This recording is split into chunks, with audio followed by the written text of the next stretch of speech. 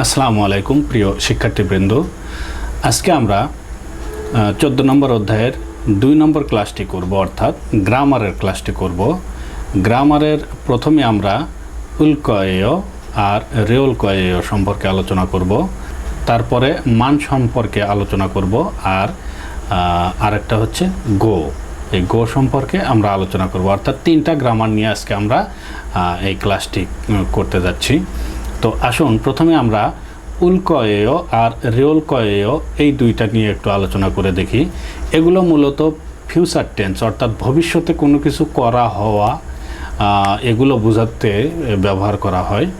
তো এগুলো মূলত অ্যাডজেক্টিভ বা ভার্বের পাশে বসে সেন্টেন্স সিন্টিং করা হয়। এগুলোর দ্বারাই ভবিষ্যতের ফিউচার টেন্সের সেন্টেন্স সিন্টিং করা হয়।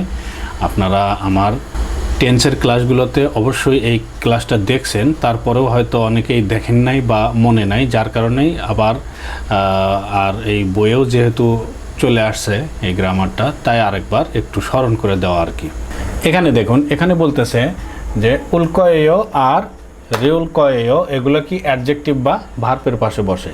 এখন এখানে আমি এইটাকে উল্কয়েয় কেন বলতেছে, এখানে তো গ, কারণ গেয়ক প্রথমে বসলে খ হয়, পরে বসলে গ হয়, আর নিচে বসলে ক হয়। তাহলে যেহেতু এখানে মাঝখানে বসছে, তার মানে এখানে গ হওয়ার কথা। তো আমি ক বলতেছি কেন?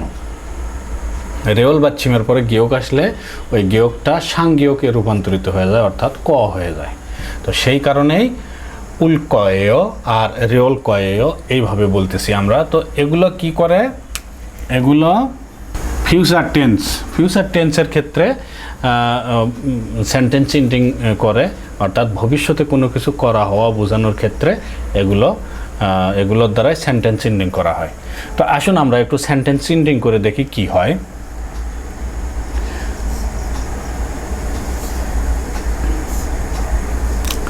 হোদা মানে হচ্ছে দেখা, দেখা। এখন দেখেন এখানে আমরা মূল ভার্বের কি পাবো? ফো, এইটুকু পাবো, ফো। এখান থেকে আমাদের উল্কয়েয় এবং রেওলকয়েয় এর যে কোনো একটাকে বসাইতে হবে। তাহলে যেহেতু এখানে বাচ্ছিম নাই, বাচ্ছিম না থাকলে কি বসবে? আপনার রেওলকয়েয়, আর বাচ্ছিম থাকলে উল্কয়েয় বসতো। যেহেতু বাচ্ছিম নাই তাই রেওলকয়েয়, এখানে রেওল বসবে আর এখানে ক ইয়েয়, রেওলক ইয়েয়। তাহলে কি হলো? বোদা মানে দেখা, সেখান থেকে বুলকয়েয়, অর্থাৎ যেহেতু ফিউচার টেন্স, এই যে ফিউচার টেন্স ভবিষ্যতের ইঙ্গিত দেবে, তাহলে কি হবে? দেখাকে যদি ভবিষ্যতে বোঝানো হয় তাহলে কি? দেখব, এইরকম, দেখব, এইরকম আর কি, বুলকয়েয়, দেখব। এখন দেখুন এখানে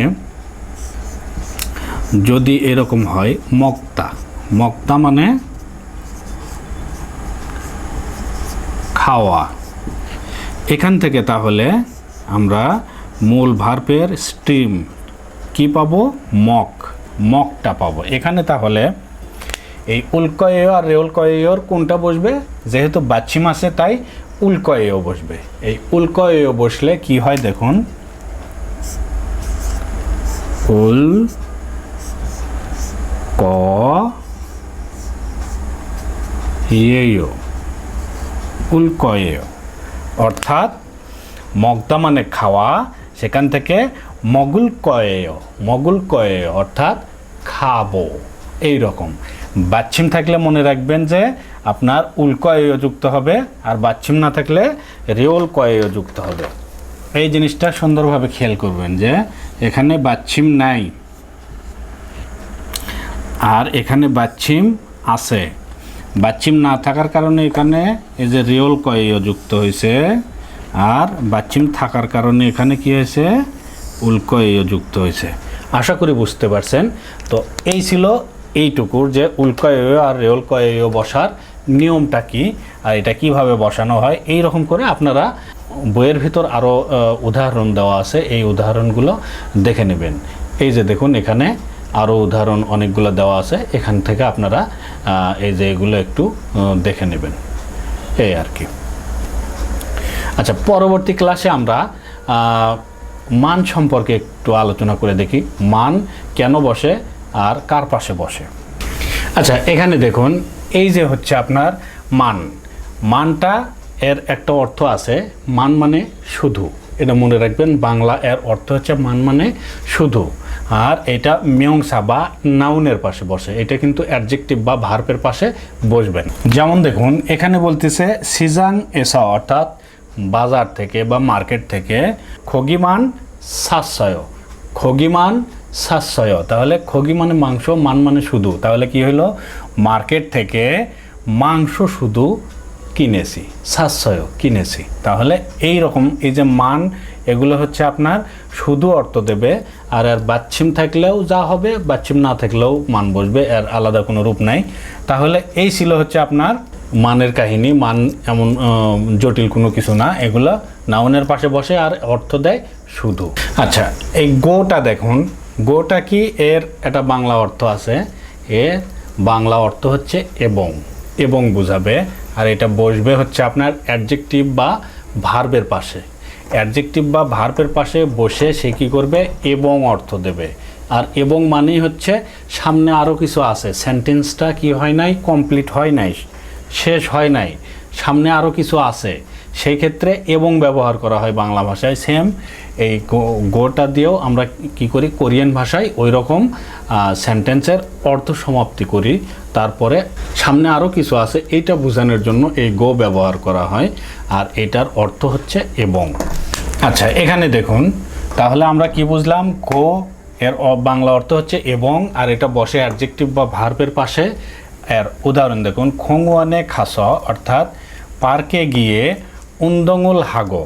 এই যে উন্দঙুল হাগো অর্থাৎ ব্যায়াম করি, এবং খুগিয়ংদ হেয় অর্থাৎ খুগিয়ংদ হেয় অর্থাৎ উপভোগও করি, দৃশ্যগুলো উপভোগ করে, এইটা বলতেছে। তাহলে এই যে হাগো, করি এবং, এইরকম এই গো দ্বারাই কি হয়, এবং বোঝানো হয়, অর্থাৎ সামনে আরও কিছু আছে, পুরো কার্যটা সম্পূর্ণ হয় নাই। আচ্ছিমে পাং মগ্গ ওয়োদ মগয়, অর্থাৎ আচ্ছিমে সকালে, পাং মানে রুটি, মক্ক খাই, এবং এই যে মগদা মানে খাওয়া, আর গো যুক্ত হয়ে কী হইলো, খাই এবং, তার মানে আরও কোনো কাজ আছে, কমপ্লিট হয় না। ওয়ুদ মগয়, দুধও খাই। এই রকম হচ্ছে এই গোর কাজ।